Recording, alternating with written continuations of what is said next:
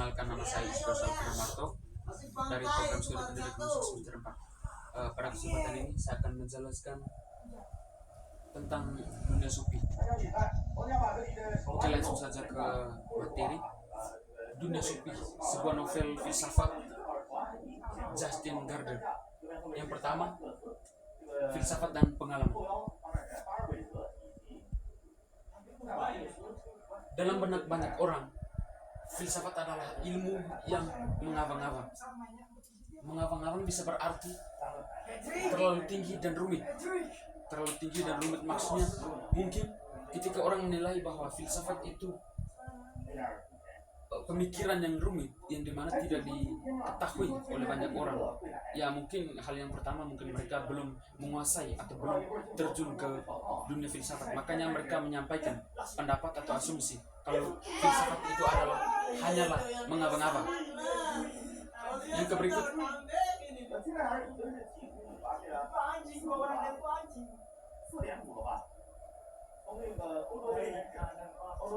hingga tidak mudah dicerna oleh kebanyakan orang. Filsafat juga tidak semua orang bisa dicerna karena mungkin mereka belum terjun ke dunia filsafat. Makanya mereka tidak mengerti yang berkaitan dengan filsafat. Tetapi memang juga bisa berarti tidak realistis, konyol, kegiatan orang yang kurang kerjaan. Oke, orang menganggap bahwa tidak realistis ataupun konyol. Mungkin itu pendapat orang yang tidak sepakat dengan filsafat. Yang berikut, filsafat adalah sistematis pengalaman bernalar atau kemampuan ingin tahu yang tinggi.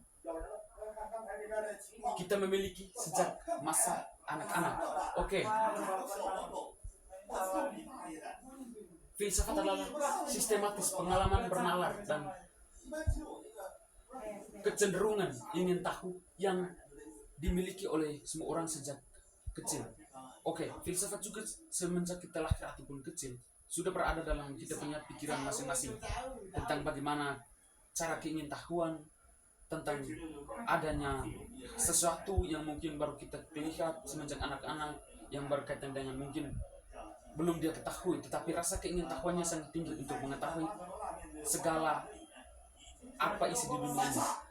Yang berikut, filsafat mengasah kepekaan kita atas inti persoalan, yakni kepekaan atas mana hal pokok, mana hal sepele. Oke, di sini juga filsafat mengasah kepekaan kita terhadap inti persoalan, persoalan yang pokok, persoalan yang harus kita jalankan, atau persoalan yang sepele. Oke, yang berikut,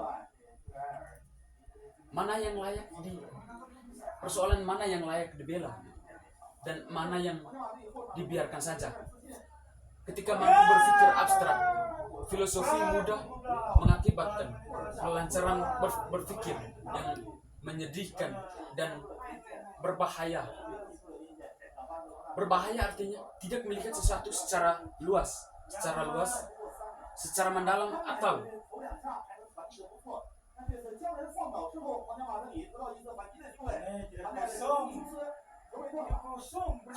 tanpa melihat dari sudut pandang yang lebih kompleks. Maka kita gampang terjebak berpikir yang sempit. Yang berikut, meskipun filsafat adalah kegiatan olah nalar yang sebenarnya digunakan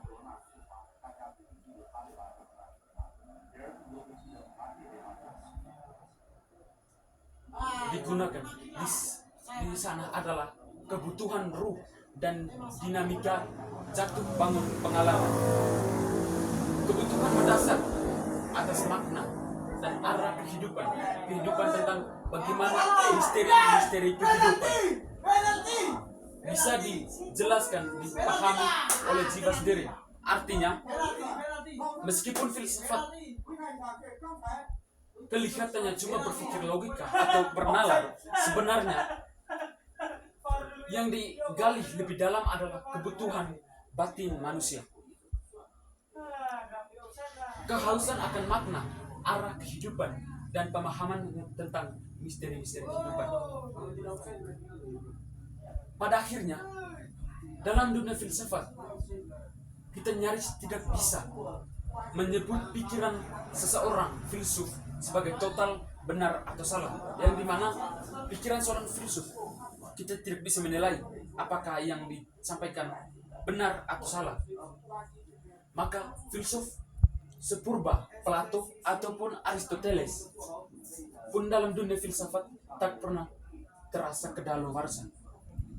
Kedaluwarsa artinya dalam dunia filsafat kebenaran itu tidak ada hitam di atas putih, atau ada yang benar ataupun salah secara mutlak. Bahkan tokoh-tokoh besar semacam Plato ataupun Aristoteles tetap relevan walaupun zaman sudah berubah. Yang berikut, Taman Firdaus. Sophie Amudari sedang dalam perjalanan pulang dari sekolah bersama Janan. Mereka membicarakan robot. Janan beranggapan otak manusia seperti campuran komputer yang sangat canggih. Sophie tidak terlalu sepakat. Sophie tidak sepakat dengan apa yang disampaikan oleh John Gardner. Sophie tidak terlalu sepakat. Tentunya manusia bukan sekedar sepotong perangkat keras. Artinya, Sophie tidak sepakat. Mungkin menurutnya manusia bukan hanya perangkat keras ataupun alat, tetapi memiliki aspek lebih seperti emosional, pikiran, dan kesadaran yang tidak bisa disamakan dengan mesin. Mungkin menurut Sophie, manusia itu lebih memiliki emosional, pikiran, dan kesadaran yang tidak disamakan dengan mesin, yang dimana pikiran manusia itu berbeda-beda, yang dimana dia memiliki emosional atau pikiran-pikiran yang mungkin kesadarannya tidak bisa disamakan dengan mesin. Yang berikut, apakah filsafat itu? Cara terbaik untuk mendekati filsafat adalah mengajukan beberapa pertanyaan filosofi. Yang pertama, bagaimana dunia diciptakan? Adakah kehendak atau makna di balik apa yang terjadi? Yang berikut, apakah ada kehidupan setelah kematian? Bagaimana kita dapat menjawab pertanyaan-pertanyaan ini? Dan yang terpenting, bagaimana seharusnya kita hidup? Orang-orang telah mengajukan pertanyaan-pertanyaan ini selama berabad-abad. Pada dasarnya tidak banyak pertanyaan filosofis yang harus ditanyakan. Namun sejarah sudah memberi kita banyak jawaban yang berbeda untuk setiap pertanyaan. Maka ada lebih mudah untuk mengajukan pertanyaan filosofi daripada menjawabnya. Di sini mereka mengatakan bahwa lebih baik atau lebih mudah mencari jawaban untuk filosofi daripada menjawab pertanyaan dari filosofi. Oke, yang berikut, para filosofi alam. Para filosofi alam adalah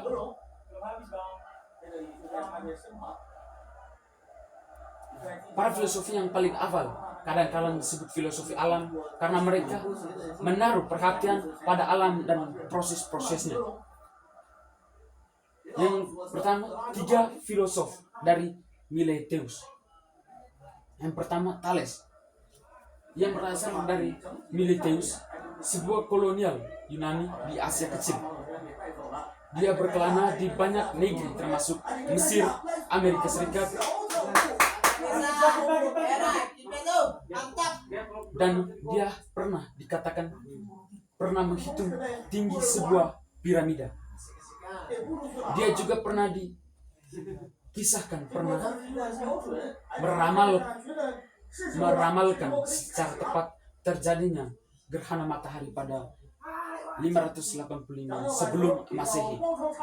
Yang kedua, Anaki Marder, yang juga hidup di Miletus pada masanya yang tidak sama dengan masa hidup Thales. Dia juga beranggapan bahwa dunia kita hanyalah salah satu dari banyak sekali dunia yang muncul dan sima di dalam suatu yang disebut sebagai yang tak terbatas. Maksudnya di sini salah satu dari banyak sekali dunia yang muncul dari dan sima di dalam suatu yang disebutkan sebagai yang tak terbatas. Semua itu tak terbatas, tak ada hingganya, tetapi dia berkelanjutan, yang dimana berkaitan dengan filosofi. Pasti tidak ada titik temu yang akan kita dapatkan, tetapi banyak sekali pertanyaan-pertanyaan yang kita temukan, tetapi kita harus membutuhkan jawaban. Oke, yang berikut, yang ketiga, Anaximenes. Kira-kira 570 sampai 526 sebelum Masehi, dia beranggapan bahwa sumber dari segala sesuatu pasti udara atau uap. Dia mengatakan sumber dari segala sesuatu pasti udara dan uap. Anaximenes tentu saja mengenal teori Thales menyangkut air. Teori Thales menyangkut air. Tetapi dari manakah asal air? Anaximenes beranggapan bahwa air adalah udara yang dipadatkan jika air diperar lebih keras lagi, dia menjadi pikirnya. Oke, terima kasih. Mungkin itu saja yang saya sampaikan. Sebelumnya saya juga meminta maaf. Mungkin apa yang saya jelaskan atau apa yang saya sampaikan belum sepenuhnya ataupun belum semua buku Sophie saya pelajari, tetapi saya mempelajari dunia Sophie ini atau sebuah novel filsafat ini dengan tekun, karena di dalam novel ini saya juga mendapatkan banyak hal berkaitan dengan menjadi seorang filosof yang baik. Karena yang saya dapatkan dari dunia Sophie ini adalah belajar menjadi seorang filsafat yang baik adalah dengan banyaknya munculnya pertanyaan, keingintahuan kita yang sangat tinggi. Maka saya juga perlu mempelajari lagi berkaitan dengan filsafat. Mungkin itu saja yang perlu saya sampaikan. Terima kasih.